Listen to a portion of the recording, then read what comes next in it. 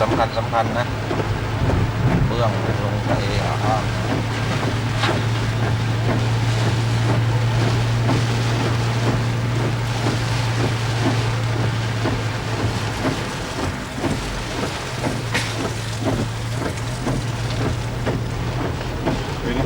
ไปเลย สายข้างๆเลย ไปตรงหรือว่าเลี้ยว ตรงไปก่อนตรงไปก่อน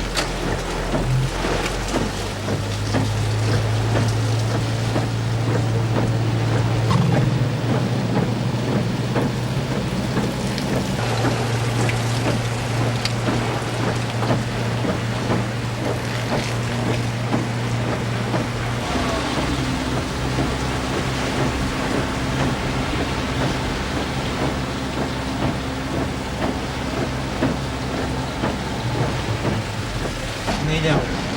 ไปชนผู้ว่า ทางสาวกลางเลยครับ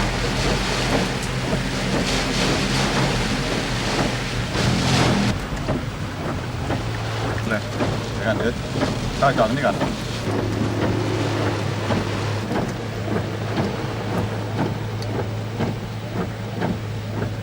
ก็เป็นผลให้ไฟฟ้าดับ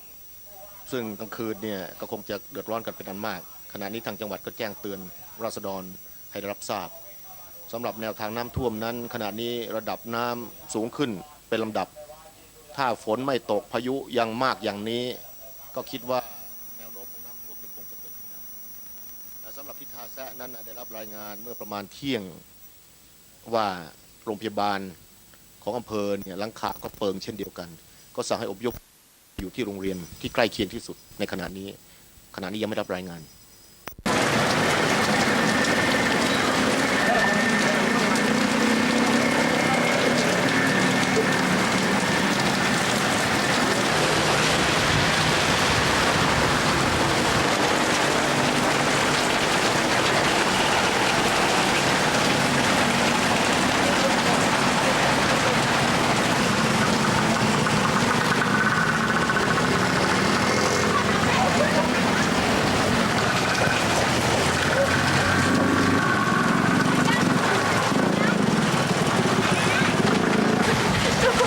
ขายน้ำเบียร์ครับข้าวสารมีข้าวแอปเปิ้ลไหนเดี๋ยวใครจะแบะไปเล่าแบะเอง